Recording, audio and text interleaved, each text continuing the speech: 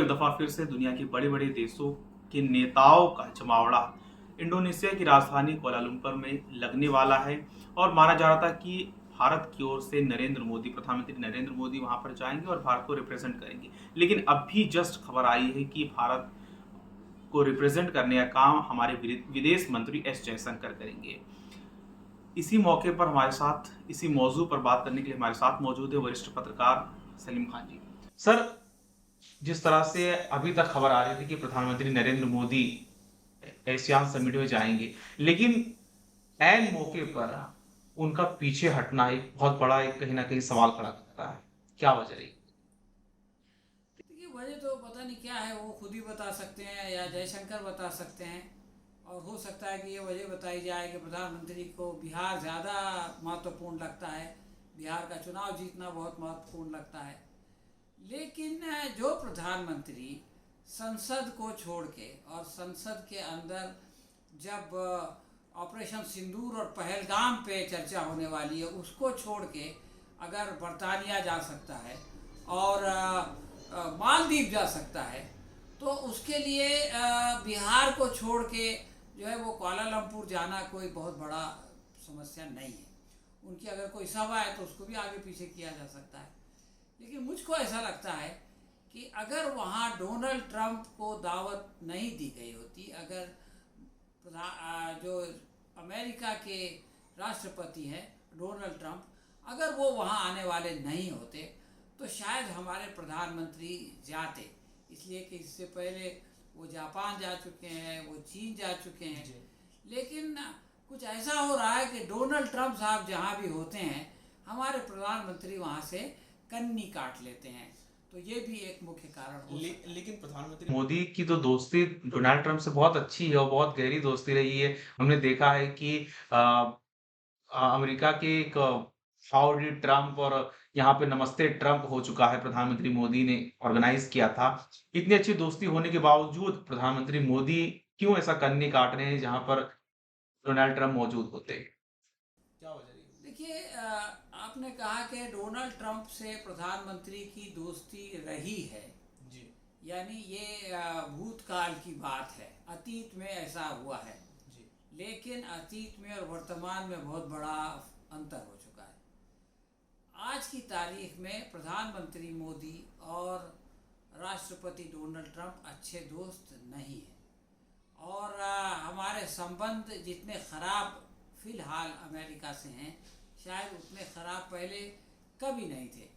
तो आप देख लीजिए कि पहलगाम के बाद, बल्कि ऑपरेशन सिंदूर के बाद, डोनाल्ड ट्रंप ने जिस तरह से टैरिफ का मामला छेड़ा है और जिस तरह से कि दुनिया में जिन देशों में पे सबसे ज़्यादा टैरिफ लगाया है, उसमें भारत का जो है वो नाम है। तो इससे आप ये नहीं कह सकते कि वो प्रधानमंत्री मोदी के अच्छे दोस्त हैं। एक ज़माने में थे my good friend Trump, my good friend Modi, लेकिन अब वो ज़माना चला गया। जमाना चला गया, प्रधानमंत्री मोदी की जो दोस्ती थी वो जमाना चला गया। लेकिन भारत और अमेरिका के बीच में तो संबंध बहुत अच्छे रहे हैं और जिस तरह से ट्रेड भारत और अमेरिका के बीच में होते हैं, बहुत अच्छी शानदार ट्रेडिंग भी रहा है। लेकिन अभी यहाँ पर हुआ था ये एशियान समिट होने वाला, यहाँ पर प्रधानमंत्री मोदी नहीं जा रहे। इससे पहले हमने देखा है कि जहाँ पर दुनिया भर के नेता आए थे यूएन में, वहाँ पर सालाना जो इजलास वहाँ पर होता है, हमने देखा कि राष्ट्रपति जो अमेरिका के हैं वो भी थे, दुनिया भर के सभी नेता थे। लेकिन भारत की ओर से माना जा रहा था कि वहाँ पर प्रधानमंत्री मोदी जाएंगे, लेकिन वहाँ पर भी नहीं गए। उसके बाद में अभी हमने देखा कि गाज़ा पीस डील जब हुई है तो इजिप्ट में दुनिया भर के नेताओं का जमावड़ा लगा और भारत की ओर से भी इनवाइट किया गया था मोदी जी को, लेकिन वहाँ पर भी नहीं गए। ऐसी क्या वजह है कि जो बड़े बड़े जो मीटिंग्स हो रहे हैं वहाँ से प्रधानमंत्री मोदी नदारत है? मेन वजह क्या है? देखिए, हर बड़ी मीटिंग में तो आप ये नहीं कह सकते। प्रधानमंत्री मोदी अभी चीन जाके आए हैं और उसके बाद जापान भी गए थे, उससे पहले ब्रिटेन भी गए थे और बल्कि मालदीव भी गए थे, जैसा कि मैंने आपसे कहा। तो प्रधानमंत्री उसके बाद मेरे ख्याल में मैक्सिको या ब्राज़ील, एक साउथ अमेरिका के मुल्क में भी गए थे। तो प्रधानमंत्री जो है वो अलग अलग देशों में जा रहे हैं, बल्कि G20 में कनाडा भी गए थे। लेकिन ये कि वो उन जगहों पर जाने से कतरा रहे हैं जहाँ पर के राष्ट्रपति डोनाल्ड ट्रंप होते हैं। और ये सिलसिला शुरू हुआ है G20 से। जी देखिए G20 में ये हुआ कि ईरान पे हमले के कारण राष्ट्रपति पहले वापस आए डोनाल्ड ट्रंप, और प्रधानमंत्री मोदी लेट पहुंचे, इसलिए कि वो G20 के मेंबर तो है नहीं भारत, तो वो इनवाइटी थे, तो इनवाइटी लोगों की मीटिंग अगले दिन थी, उसमें उससे ट्रंप जो है वो जल्दी चले गए। जी लेकिन उसके बाद एक घटना हुई जहाँ से कि भारत और अमेरिका के संबंध बहुत ख़राब हो गए। जी हुआ ये कि आसिम मुनीर अमेरिका में उस वक्त मौजूद थे जब डोनाल्ड ट्रंप जो है वो कनाडा से वापस आए, ओटावा से, और उन्होंने, ऐसी खबर है जी कि उन्होंने प्रधानमंत्री मोदी से कहा कि आप भी वाशिंगटन आइए। जी लेकिन प्रधानमंत्री मोदी ने वहाँ जाने से इनकार कर दिया, इसलिए कि वहाँ जनरल आसिम मुनीर थे। और प्रॉब्लम ये था कि ये जो ऑपरेशन सिंदूर है, इसके बाद जो जंग बंदी हुई, इसमें अमेरिका और भारत के बीच में जो है वो बहुत बड़ा खाई है, बहुत बड़ा आप समझ लें कि विरोध है, अंतर विरोध है, और पाकिस्तान और अमेरिका के बीच है नहीं। यानी डोनाल्ड ट्रंप बार बार ये कहते हैं कि हमने जंग रुकवाई, लेकिन भारत ये कहता है कि कोई तीसरा पक्ष नहीं था। जी पाकिस्तान ये कहता है कि हाँ, भारत ने चूँकि अमेरिका से कहा तो हमने ये कहा कि ठीक है, आप जो है वो भारत से बात कीजिए, और उन्होंने भारत से बात किया, और ट्रंप ने जो है वो युद्ध रुकवाया।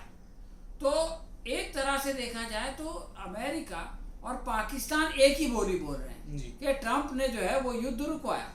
लेकिन भारत ये कह रहा है कि नहीं, इसमें कोई तीसरा पक्ष नहीं था, बल्कि वो जो हमारे ऑफिसर्स हैं उन्होंने जंग रुकवा दिया। जी अब ट्रंप ने जो है वो तकरीबन 50 मरतबा, कुछ लोग कहते हैं कि 55 मरतबा जो है वो ये बात दोहराई है कि हमने भारत पाक जंग रुकवाया, और इसके लिए हमको नोबेल का शांति पुरस्कार मिलना चाहिए। पाकिस्तान भी ये कहता है कि हाँ, उन्होंने जो है वो जंग रुकवाया, गाज़ा की भी जंग रुकवा दी, भारत पाकिस्तान का युद्ध भी रुकवा दिया, तो उनको नोबेल प्राइज़ मिलना चाहिए। लेकिन भारत ये कहता है कि उसने नहीं रुकवाया। तो इसकी वजह से भारत के और मोदी, प्रधानमंत्री मोदी और राष्ट्रपति डोनाल्ड ट्रंप के बीच में रिलेशन वहाँ से ख़राब हो गए। और उसके बाद जो टैरिफ का मामला आया और टैरिफ बढ़ाने का मामला आया, और फिर तरह तरह की बातें, आप देखिए कि अभी भी जो ट्रंप का बयान आया था उसमें उन्होंने कहा था कि मोदी बहुत ग्रेट आदमी, बहुत महान आदमी है। जी और उसका कारण उन्होंने ये बताया कि मोदी जो है वो ट्रंप से प्रेम करते हैं। जी ये अजीब बात है। उन्होंने ये नहीं कहा कि मैं उनसे प्रेम करता हूँ इसलिए कि वो महान है।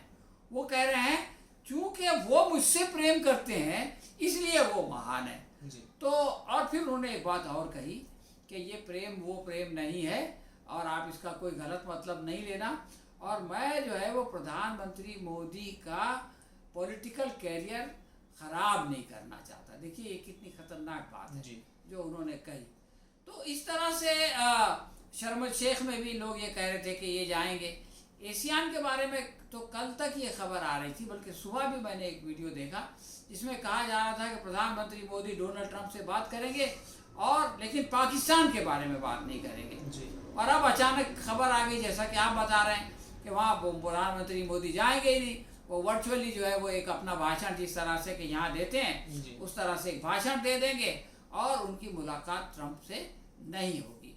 तो ऐसा लगता है कि प्रधानमंत्री मोदी जो है उन सारी मीटिंग्स को अवॉइड कर रहे हैं, उन सारी मीटिंग्स को जो है वो नज़रअंदाज कर रहे हैं, जहाँ पर के उनके चहीते फ्रेंड, जिनके बारे में उन्होंने एक ज़माने में कहा था कि अब की बार ट्रंप सरकार जी या नमस्ते ट्रंप, वो जो है वो जहाँ भी आते हैं, बल्कि मोदी के भक्तों ने जिस ट्रंप के लिए हवन किया था उनकी जो है वो जीत के लिए, जी वहाँ प्रधानमंत्री मोदी जो है वो जाने से कतराते हैं। ऑपरेशन सिंदूर के बाद सर देखा जा रहा है कि कहीं न कहीं जो ग्लोबल पॉलिटिक्स है जिस तरह से पाकिस्तान को अहमियत अमेरिका ने दी, भारत पर टैक्स उसने बढ़ाया, जबकि पाकिस्तान की जो टैक्स है उसको कम किया। चाइना के साथ में तो सबसे अच्छे संबंध पाकिस्तान से पहले से ही रहे हैं और रसिया से भी उसके अच्छे संबंध रहे हैं। और अभी जस्ट हमने देखा कि सऊदी और पाकिस्तान के बीच में जिस तरह से डील हुई वो अपने आप में बहुत ही हैरान कर देने वाला है और भारत के लिए चिंतित करने वाला है ये डील। तो क्या माना जाए कि ऑपरेशन सिंदूर जो था, उसके बाद से भारत की जो ग्लोबल पॉलिटिक्स है उसमें अहमियत कम हुई है या फिर कुछ और? देखिए, ऑपरेशन सिंदूर के बारे में जी। जो हमारी विदेश नीति थी, आपने जो पहला विदेश सचिवालय की तरफ से जो बयान आया था उसको जी। आप देखें तो उसमें एक बात कही गई थी कि हम सिर्फ आतंकवादी ठिकानों पे हमला कर रहे हैं, हम किसी पाकिस्तानी को कोई नुकसान नहीं पहुंचाएंगे और हम जो है वो पाकिस्तानी सेना के ऊपर भी कोई हमला नहीं करेंगे। ये पहला बयान था। तो उसका मतलब ये था कि हम, और ये भी कहा था कि हम इसको एस्केलेशन नहीं चाहते। जी। तो इनको, हमारे जो विदेश मंत्रालय है, इसको ये उम्मीद थी कि पाकिस्तान ये सोचेगा कि अगर ये हमारे नागरिकों पे कोई नुकसान नहीं पहुंचा रहे और हमारी सेना को कोई नुकसान नहीं पहुंचा रहे तो हमको इस पर कोई ख़ास आपत्ति नहीं लेना चाहिए। लेकिन वो ये भूल गए कि वो जिन आतंकवादी ठिकानों को मारने जा रहे थे वो पाकिस्तान की धरती पर है और कोई भी देश किसी और देश के को इस बात की इजाज़त नहीं दे सकता कि वो वहाँ पर आके उनके देश में आके मारे। अगर पाकिस्तान जो है वो कोई इल्ज़ाम लगाए कि भाई भारत के फला फला जगह से बलूचिस्तान पर या किसी जगह पर जो है वो लोगों को मदद दी जा रही है और हम जाके उसको मारेंगे, तो भारत इसकी जो है वो इजाज़त कभी नहीं देगा। तो ये बात हमारा विदेश सचिवालय नहीं समझ पाया और इसके बाद जब ऑपरेशन सिंदूर हो गया तो अचानक जो है वो सारे लोगों की जो हमदर्दियां हैं वो पाकिस्तान के साथ हो गई, इसलिए कि भारत पूरे दुनिया में एक हमलावर देश की तरह आया कि यहाँ के लोग वहाँ गए। तो अब उसके बाद भारत ने भी ये बात रियलाइज़ किया कि जो है हमारे अच्छे अच्छे साथी है वो हमारा साथ नहीं दे पा रहे, तो इन्होंने 50 लोगों का एक डेलीगेशन बनाया, सांसदों का जी। और उनको भेजा।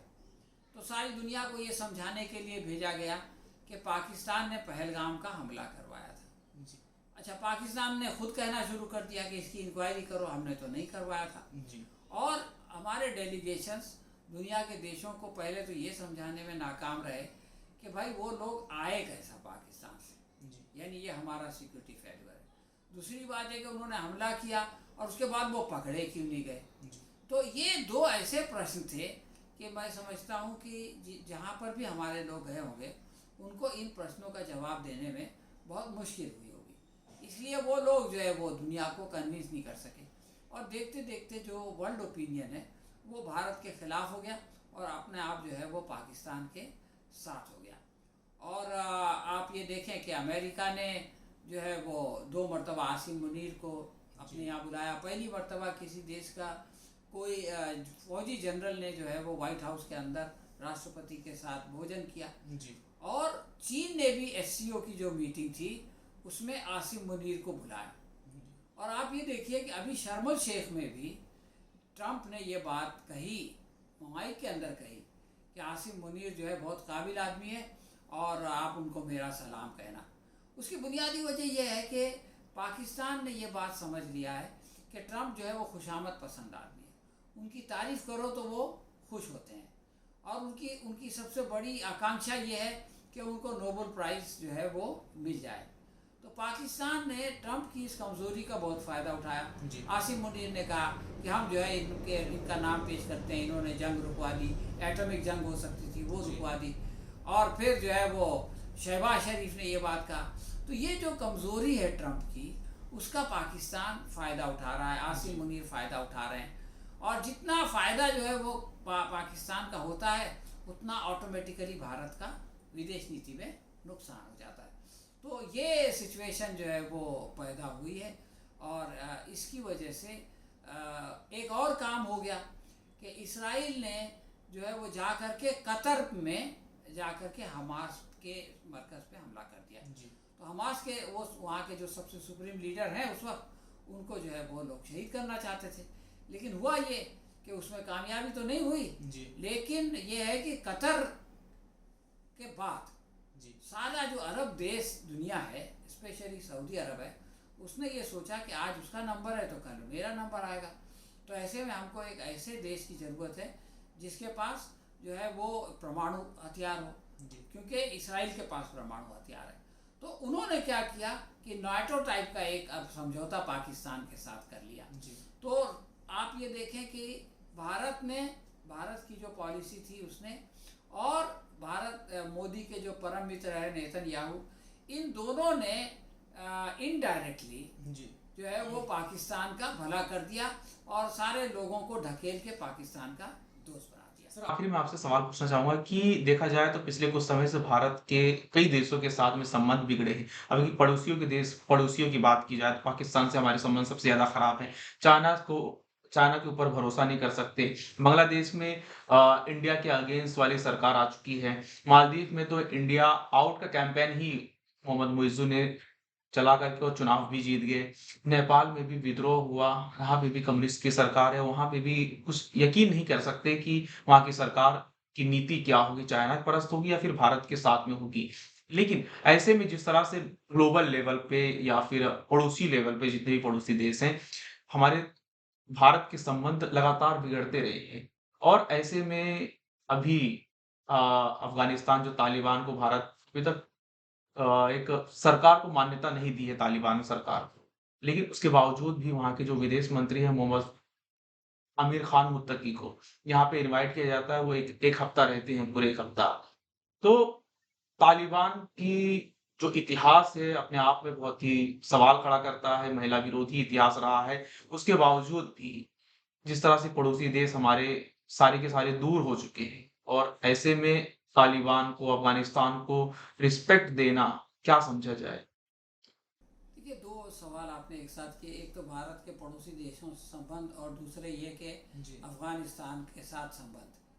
तो इनको हमको अलग अलग देखना पड़ेगा। जी, अटल बिहारी वाजपेयी के बारे में यह है कि जब जनता सरकार बनी तो उनको विदेश मंत्री बनाया गया और उन्होंने पहली बार पाकिस्तान बस से गए वो, जी, और उन्होंने फिर चीन के साथ भी जो है वो भारत के संबंध को सुधारा जो बिगड़ गए थे पहले। जी, तो उन्होंने एक बात कही थी, उनकी विदेश नीति के बारे में उनकी समझ बहुत परिपक्व थी। बल्कि एक बार उनको इंदिरा गांधी ने संयुक्त राष्ट्र में भी भारत को इंदिरा गांधी ने या नरसिम्हा राव ने भेजा था कि संयुक्त राष्ट्र में जाके भारत का वो रखें।